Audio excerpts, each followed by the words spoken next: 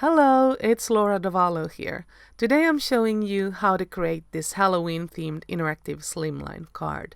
When we slide the panel, the witch's cauldron bubbles over and a cute frog peeks out. This is a really simple mechanism that you can create without specific dies, so let's get right to it. First, I'm going to slightly modify the cauldron itself by cutting off the top part. I'm trying to make it as symmetrical as possible. The reason for this is that it'll be much easier to have the frog appear from behind the cauldron instead of from the inside. Since I colored mine with Copic markers, I'm using a black marker to retouch the cut edges.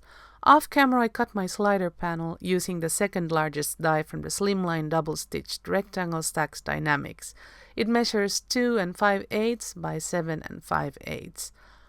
I did some ink blending with 3 purple premium dye inks on the first 3 1/4 inches. I then tried to copy the look on my main panel, which I'm about to cut with the largest die from the same Slimline set. If you find the ink blending too difficult, you could just use color cardstock. To create this hill panel, I first inked it with 3 tones of green premium dye ink and the Drifts and Hills stencil.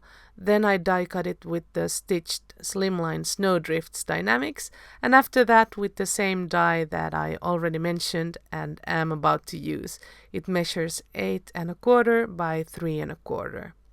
Now we need to figure out where to place the bubbles die from the Everything But the Broom dynamics. I ended up placing its upper edge 1 3/8 from the upper edge of the rectangular die. Not that you have to be so precise, we just need the die to coincide with the purple part of the sliding panel. Okay, let's pop those little circles out and see if the ink blending matches. The bubbles won't be invisible, but they should look very discreet. And yeah, I'm happy with that. Next, we need to cut a semicircular notch in our main panel so that we can access the slider panel. I just did it with a 1-inch hole punch, but you could of course use a die for this as well. Since we're adding the frog to our slider panel, we have to trim the lower half of our main panel. I'm using the grass panel as a reference, but pushing it about 1/8 of an inch over the edge to leave some extra room.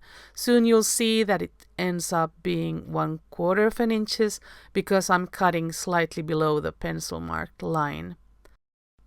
Off camera, I die cut a second same-sized panel that we will be using as a backing. I need to make a notch in it as well as in the 7 by 8 1/2 inch card base, so I'm using the sky panel as a template.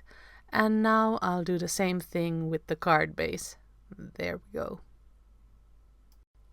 Next, we can temporarily tape the 2 panels together and the slider panel to the back of them so that it's easier to apply foam tape.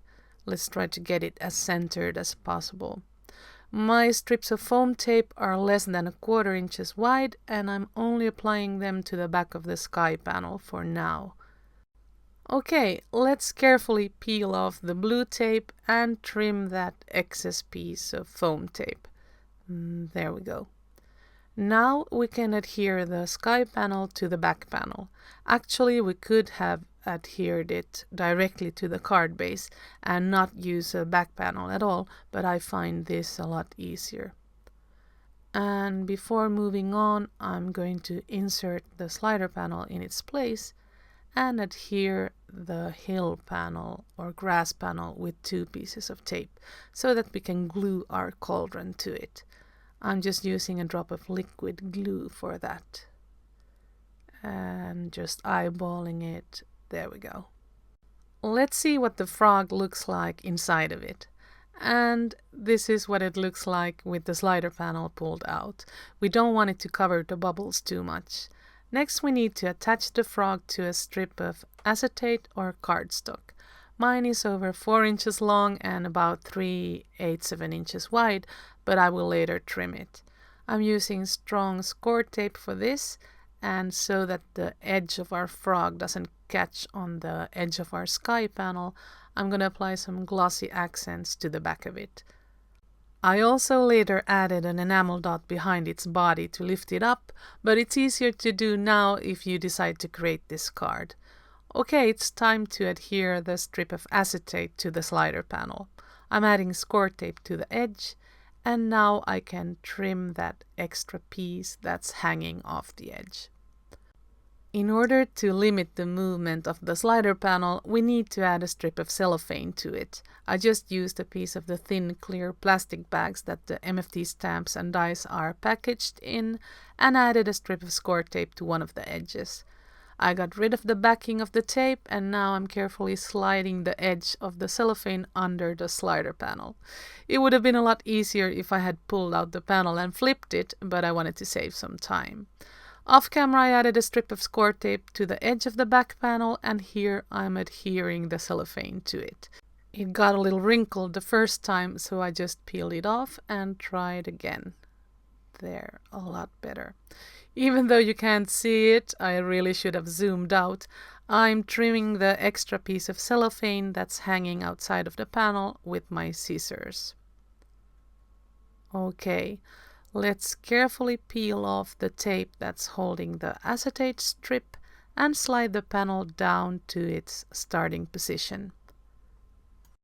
And once again, a piece of tape will keep it from moving while I add strips of foam tape to the lower part of my back panel.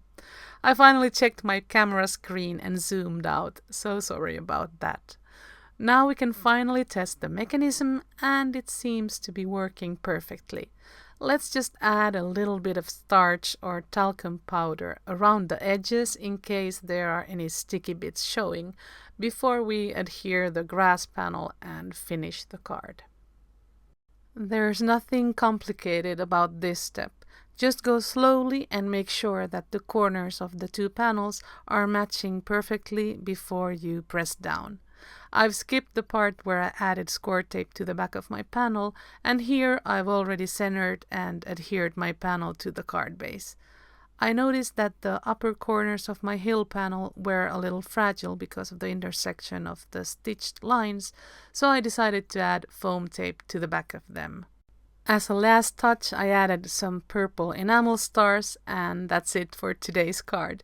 I hope you enjoyed this tutorial, and if you have any questions or comments, I would be happy to answer them. Thank you so much for watching, and have a great day. Bye bye, hasta la próxima.